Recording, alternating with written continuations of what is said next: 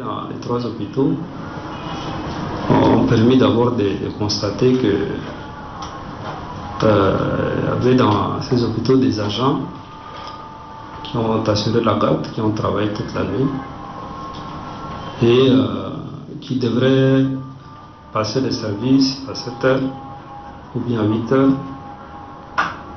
et qui ont continué à s'occuper des malades, qui ont continué à travailler en attendant que la relève vienne prendre leur place. Ça, c'est un motif de satisfaction. Et en tant que ministre de la Santé, je suis fier de ces agents-là. Il y en a ici en N'Djamena, j'en ai rencontré aussi en province, dans toutes les secteurs de santé que j'ai eu à visiter.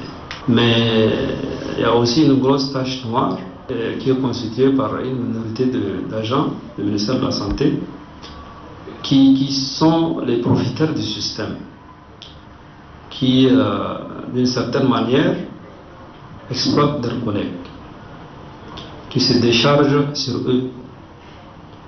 Et dans tous les 3 hôpitaux qui ont été visités, il y a un nombre massif d'absents et de retardataires. L'absence et le retard dans les hôpitaux tuent. Je suis encore sous les chocs d'un incident malheureux, un incident grave qui s'est produit dans l'un de ces 3 hôpitaux il y a quelques semaines. Il y avait une femme qui était partie accoucher par césarienne et par la suite elle a connu une hémorragie et cette pauvre dame a saigné de 10h à 18h avant de mourir. Elle a laissé 10 orphelins. Pourquoi? Parce qu'il y avait un médecin qui devrait venir assurer la permanence et qui était absent. Donc, du côté des autorités de la transition, les plus hautes autorités, les présidents du conseil militaire de transition, le premier ministre, ils ont toujours exprimé tout leur soutien à l'égard du personnel de santé et nous nous battons tous les jours pour garantir de bonnes conditions de travail des agents de santé. Les équipements seuls, les infrastructures seules ne soignent pas nos compatriotes. Ce sont les hommes et les femmes qui les manipulent, ce sont les médecins qui consultent, ce sont les techniciens des labos et des autres services, ce sont eux qui s'occupent des malades. Donc la question de l'absentéisme dans les milieux sanitaires, la question des retards, ce n'est pas un sujet accessoire, anecdotique, c'est fondamental.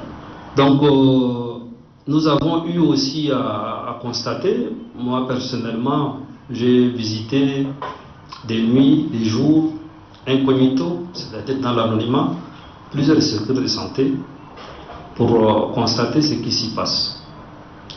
Et j'ai été marqué parfois par le calvaire qui est vécu par nos compatriotes.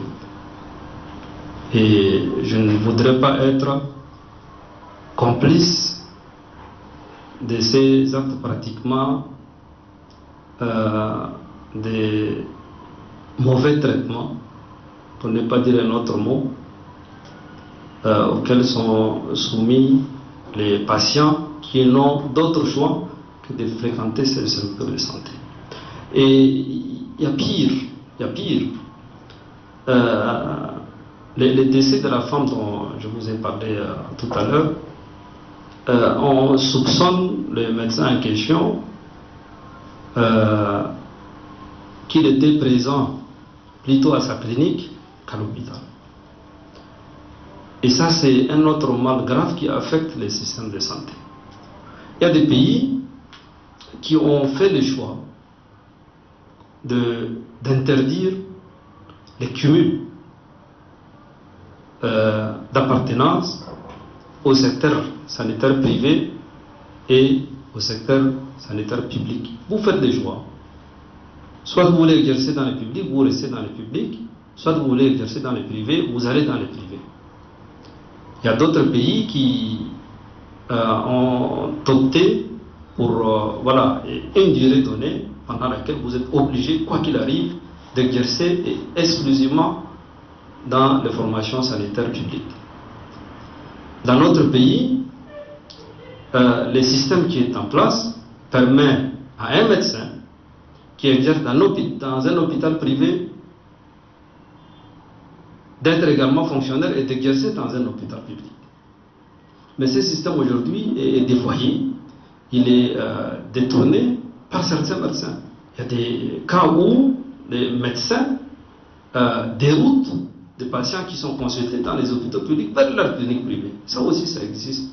Il y a des médecins qui travaillent tard la nuit dans leur clinique privée et qui sont donc, de fait, incapables de venir à 7h ou bien à 8h pour prendre des services dans un hôpital public. Ce sont vraiment des déviances qui ne honorent pas les corps soignants, pas tous, en tout cas ceux qui sont concernés, ils le savent, et ça nous oblige à mener une réflexion sur cette problématique-là. Et nous allons mener cette réflexion. L'autre problème, c'est ces phénomènes on va dire, d'esprit de corps, de corporatisme malsain qui accourt aussi dans le système de santé. Un confrère qui couvre un autre, quel que soit les faits qui sont reprochés à ces derniers.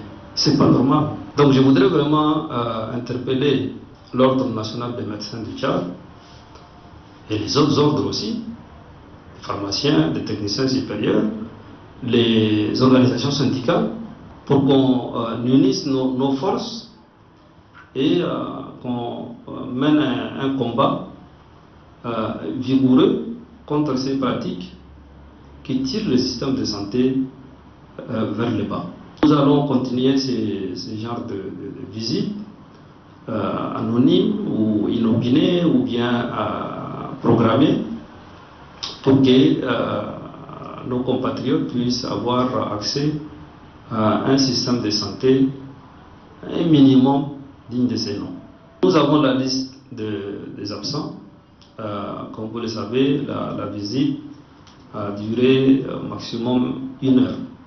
Les 3 directeurs généraux des hôpitaux visités étaient dans la salle. Nous avons donné des instructions pour que les constats qui ont été relevés par ces équipes soient, on va dire, réglés, que les sanctions qui doivent être prises à leur niveau soient prises à leur niveau. Et si nous constatons qu'il y a du laxisme, de la nonchalance, de la mauvaise volonté dans cette exigence de mettre de l'ordre dans leurs hôpitaux, en tant que ministre de la Santé, nous allons assumer nos responsabilités.